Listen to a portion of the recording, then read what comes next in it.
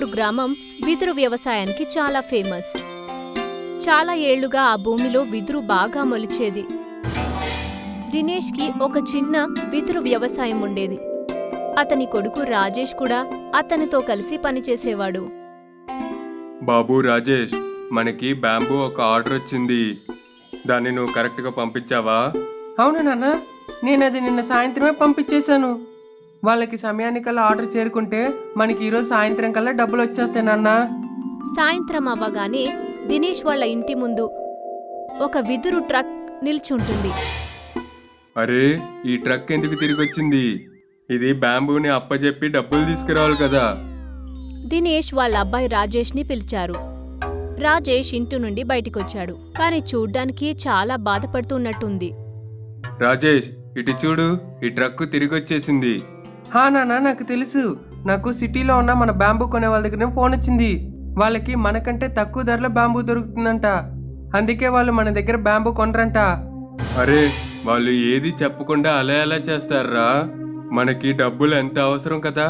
ఇప్పుడు ఈ బ్యాంబూస్ అన్నిటినీ ఏం చేస్తాం మనం? నువ్వు వాళ్ళకి చెప్పు, మనం బ్యాంబూ తక్కువ రేటుగా ఇస్తామని. అయ్యో నాన్న, నేను వాళ్ళతో మాట్లాడాను.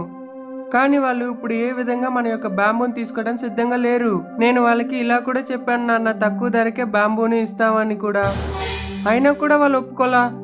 రాజేష్ ఇంకా దినేష్ ఇద్దరూ ఈ ఆర్డర్ నుండి చాలా ఎదురుచూశారు.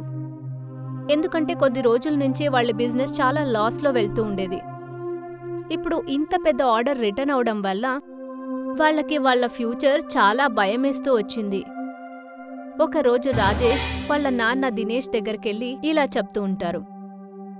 అయ్యో నాన్న, మీరు అస్సలు బాధపడకండి. నేను ఆలోచించేశా, మనం ఇప్పుడు ఇంత బ్యాంబూని ఏం చేద్దామో అని. ఏం చేద్దామని నాన్న? నాకు ఎలాంటి ఆలోచన కూడా తట్టట్లేదు. నేను నాకు తెలిసిన మిత్రుల దగ్గర సహాయం కోసం ట్రై చేశాను, కానీ ఎవరు మనకి సహాయం చేస్తానికి సిద్ధంగా లేరు. ఇప్పుడు అందరి పరిస్థితి బాలేదు. మార్కెట్లో కూడా బాంబు యొక్క ధర తగ్గిపోతుంది. హా నాన్న, నేను అదే ఆలోచించాను. మనం ఇప్పుడు బాంబు యొక్క వ్యాపారం చెయ్యొద్దని. అరే నాన్న, మనకి వేరే దారుందేంటి? మనం ఇంకేం చేయగలం? అంటే నాన్న, మనం పిజ్జా చేద్దాము. ఆ? ఏంటి, పిజ్జానా? అదెట్లా? నాన్న, సిటీలో ఉన్న నా ఫ్రెండ్ నుండి ఫోన్ వచ్చింది. వాడికి మన పరిస్థితి చెప్పాను. వాడు నాకు బ్రహ్మాండమైన ఐడియా ఇచ్చాడు. సిటీలో పిజ్జా క్రేజ్ ఎక్కువ. విధమైన పిజ్జా దొరుకుద్ది. అందులో ఒక స్పెషల్ పిజ్జా ఉంది, అదే బాంబూ పిజ్జా. అది బాంబూ లోపల నుంచి తీసి పిజ్జా తయారు చేస్తారు. మనం కూడా బాంబూ పిజ్జాని చేద్దాం నాన్న. అరే నాన్న, కాకపోతే మనకి ఈ విషయం మీద అసలు ఏం తెలియదుగా. నాన్న, మీరు చింతించకండి. నా మిత్రుడు చెప్పాడు, వాడు నాకు సహాయం చేస్తాడని. రాజేష్ దినేష్తో కలిసి బాంబూ పిజ్జాకు కావలసిన ఏర్పాట్లని చేశాడు. తర్వాత కొద్ది రోజుల్లోనే అతను వెదురుతో పిజ్జా చేయడం నేర్చుకున్నాడు. ఆ తర్వాత ఒక షాప్ ఓపెన్ చేయాలని రాజేష్ నిర్ణయించుకుంటాడు. తర్వాత రాజేష్ దినేష్ ఇద్దరూ వెదురుతోనే పిజ్జా షాప్ని ఏర్పాటు చేస్తారు. తర్వాత ఆ హోటల్ కోసం తలుపులు, చైర్లు, విండోసు ఇలా అన్నీ వెదురుతోనే చేయబడింది. హోటల్ ప్రారంభించిన మొదట్లో ఎవరూ రాలేదు.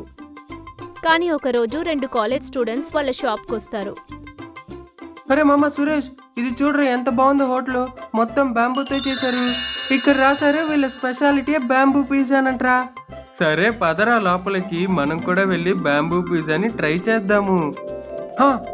నేను ఆర్డర్ పెడతానురా. సురేష్ ఇంకా వివేక్ 2 బాంబూ పిజ్జాని ఆర్డర్ చేశారు.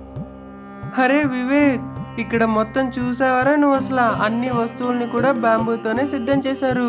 అదిగా అటు చూడ, బాంబూ స్టూల్ ఎంత బాగుందో కదా.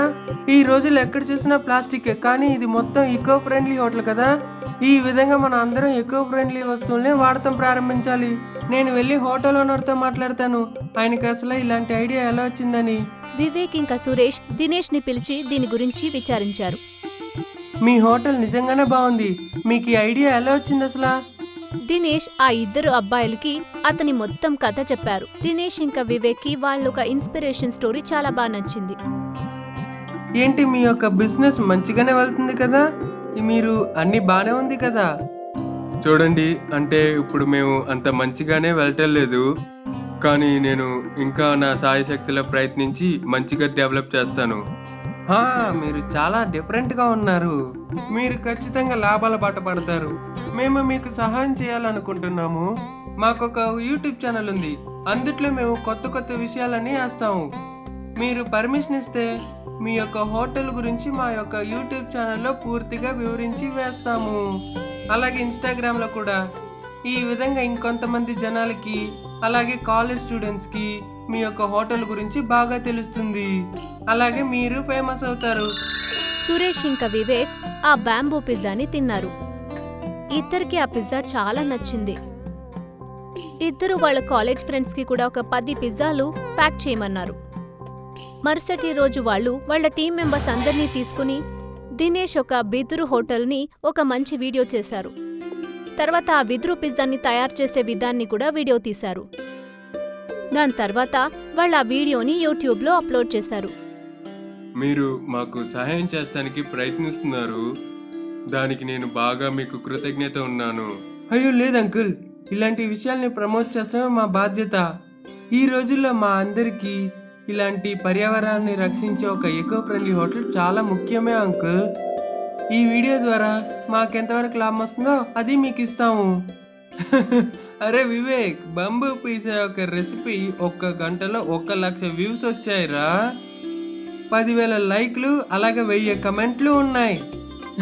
ఇదైతే మన ఛానల్లో ఇప్పటి వరకు ఇదే పాపులర్ వీడియో అయిపోయింది. ఇప్పుడు ఈ బ్యాంబూ ఎకో ఫ్రెండ్లీ హోటల్ ద్వారా చాలా మందికి తెలుస్తుంది. అంకుల్, మీరు ఇప్పుడు ఫేమస్ అవుతున్నారు. ఇలా నాన్న కొడుకు ప్రారంభించిన బిదురు హోటల్ చాలా ఫేమస్ అయింది. తర్వాత కొంచెం కొంచెంగా వాళ్ళు మిగతా సిటీస్ లో కూడా బ్రాంచెస్ ప్రారంభించారు. ఇలా ఈకో ఫ్రెండ్లీ బ్యాంబూ హోటల్ ఇంకా పిజ్జాని వాళ్ళు రాజ్యం మొత్తం ఫేమస్ చేసేశారు.